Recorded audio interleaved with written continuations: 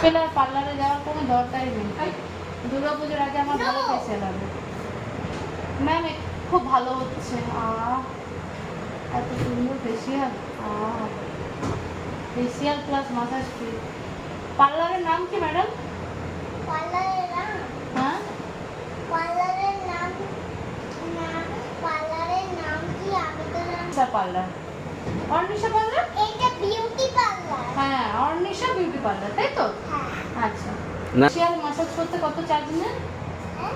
Facial আর massage করতে কত charge নিচ্ছেন, মানে কত টাকা নিচ্ছেন?